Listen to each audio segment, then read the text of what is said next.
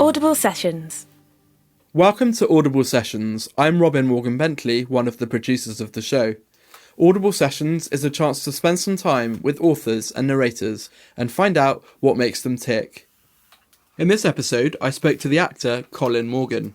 He was in the studios to record The World Ship Humility, the start of a new science fiction series written by R.R. Hayward, exclusively for Audible. Despite all his experience on stage and screen, this was the first time that Colin had recorded an audiobook, and so he approached the task with some trepidation. I had the notion that it would be quite an intimidating prospect, something I always wanted to do, but delving into it and looking at the prospect of actually doing it is kind of a different beast, because you realise, particularly with something that has multi-characters and sprawling stories, it requires quite a lot of work and prep. You can't kind of just turn up and read it like you just want to read a book. So it's been a bit of an eye-opener for me to understand exactly what's involved in it. But the team here, the building, the vibe, everybody has just put you at ease. Leo, the producer I've been working with, has kind of guided me along. I've had very good helping hands, which I felt like I needed, because I think you can do all the prep in the world, but for new experiences especially, you need people who know and who listen a lot. And so what kind of guidance does Leo, the producer, give you in the studio? Leo is not only there for moral support throughout, because you definitely feel like you're embarking on something akin to a verbal version of a marathon. And so you do need your little champions along the way. So he's there on the other side of the glass, so you know you're not alone in the world. And he's following it word by word, so any corrections that need done, he's jumping in. Any advice on characters that you've established a voice for that you've forgotten about that you need reminded of, he'll jump in and establish and help you with the continuity of it, because I'm not sure exactly the character count in this particular book, but it's certainly... It's high. It's over 30, I think, isn't it? It must be. It's definitely over. Yeah. So... yeah, you need help in that. I've done as much as I can, but you kind of run out of colours after a while to colour code them out for yourself. So he's been great for that, and also just having fun doing it. That's a big part of it. It's if it's fun for us, hopefully it's fun for the listener as well. And it is quite fun, this book that you've been reading, isn't it? Can you tell me a little bit about it? Maybe set the scene for the world that exists in this book. Okay, I'll try. There's a lot going on. You're establishing really a whole set of new rules and a whole kind of new system and a new world for this novel. We follow mainly Yasmin, who is a petty thief who is on board a world ship.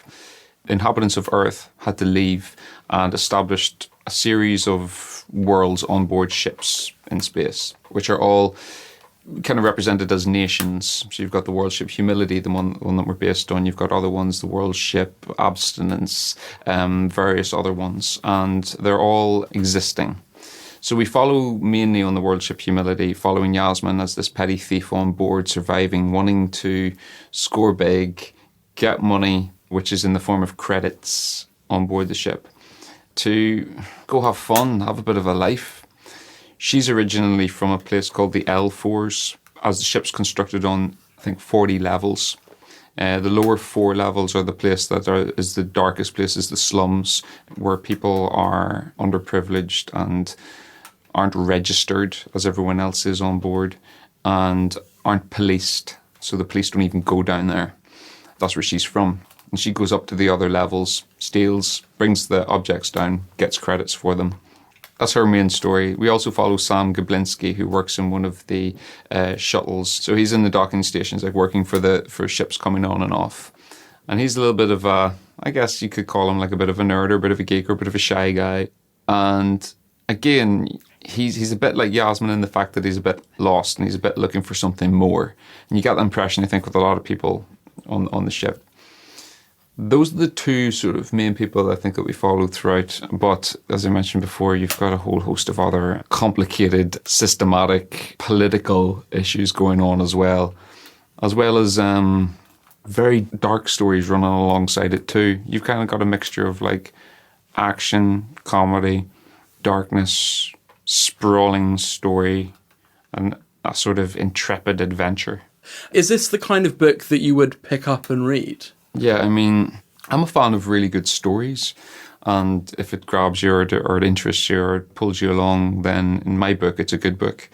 So that's the only criteria for me, and that could be fact, fiction, or any genre really. So I guess that's an important factor when you're looking at what you want to do for work, right? When you get scripts coming in, is that your main criterion? Do I like this? Am I enjoying it? Do I believe in this story? Yeah, that's my main criteria really. Whenever I read a script for work, I always read it as an audience member to begin with. That's it. Am I entertained by this? It can be hard sometimes because you're aware that there's a part in there somewhere which you're being asked to play or being considered for.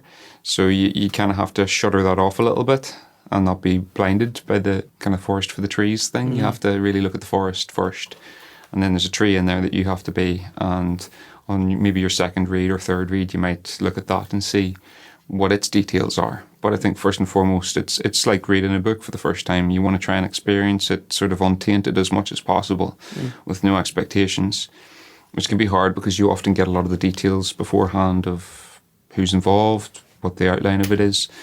But as much as possible, try to get that first-hand experience because you never get it again. Mm-hmm.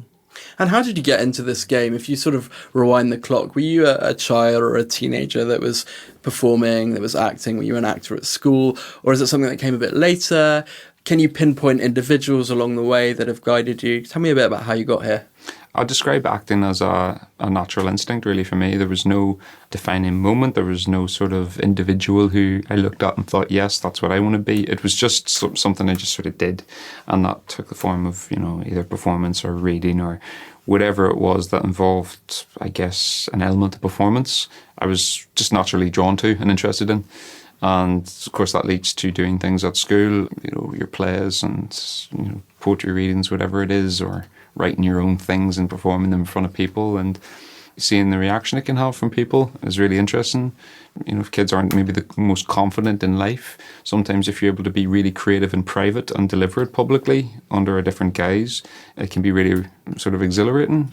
And so that might be my experience, I suppose, on how it was. If you were to sort of analyse it. But it was just fun. It was just something I really enjoyed doing. And then it's just about, as you get older, having the guts or having the drive to really pursue it. And yeah, that's a different journey you go on. And how important is risk-taking for you in your career? If you look forward, are you looking to push boundaries? Are you looking to do something that you think you can't do?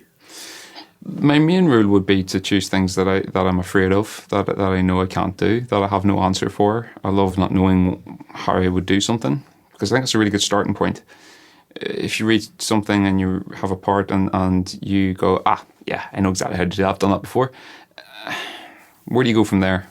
There's no sort of exploration, in my view, that you've kind of got all the answers, and so you've locked off a sort of collaborative approach possibly with someone who might be able to help you get somewhere that you've never been before. So I like to come across something that I really genuinely don't know how to do, which is scary, and that's the place to go.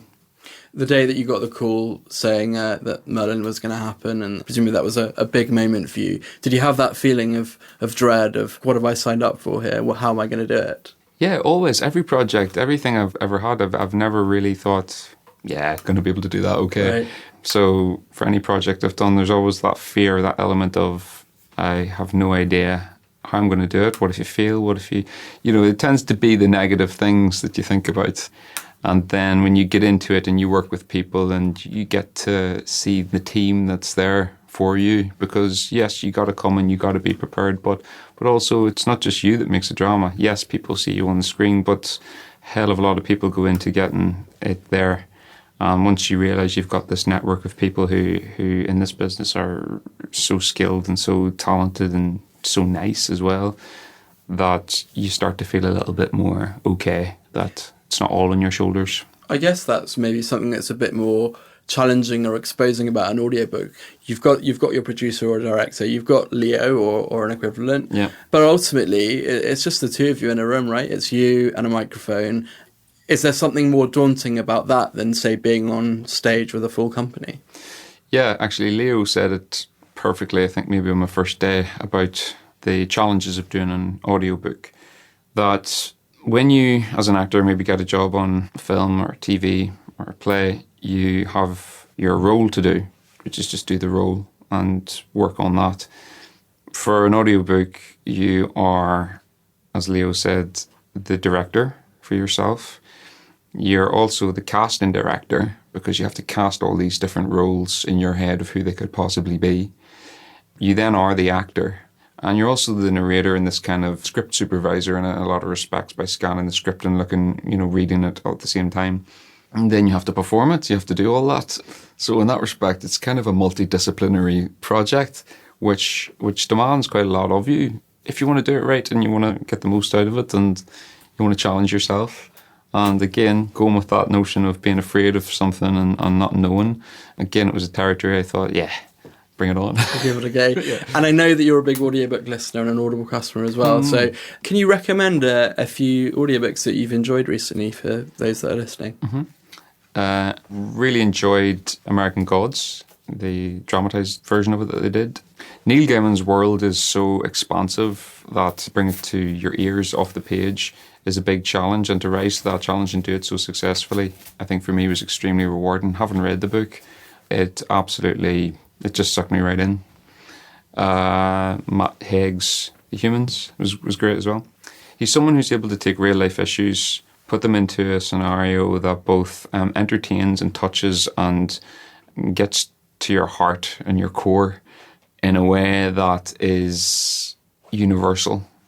And I think anyone who listens to that can't help but be drawn in. And Philip Pullman narrating his Dark Materials is definitely one of my favourite trilogies. So to experience it in different ways and have the options to experience it in different ways, I think is really essential to get the most out of something. That yes, you have your own experience of having maybe read it, which I had. There was the option, which I was gutted I didn't get to see, of it being on stage.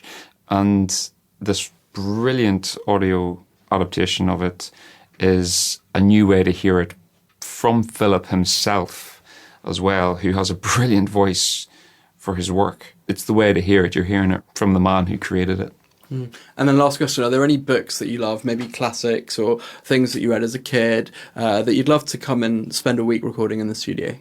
Yeah, I mean, I think most kids love Roald Dahl's stories, and I think they work great for audio adaptations. There's classics as well, Master and Margarita, which I know that there is audio adaptations of, but I think that's a really great sprawling dramatization. And then there's the ones that you'd like to read, but you probably will never get to read. And I think we've all got a list of those. And I'll certainly bung all those on there as well. All, 1 million of them. Great, Colin. Lovely to speak to you. Thank you. And good luck with the rest of the recording. I'll let you get back to it now. Thanks a million. Cheers. Thanks for listening.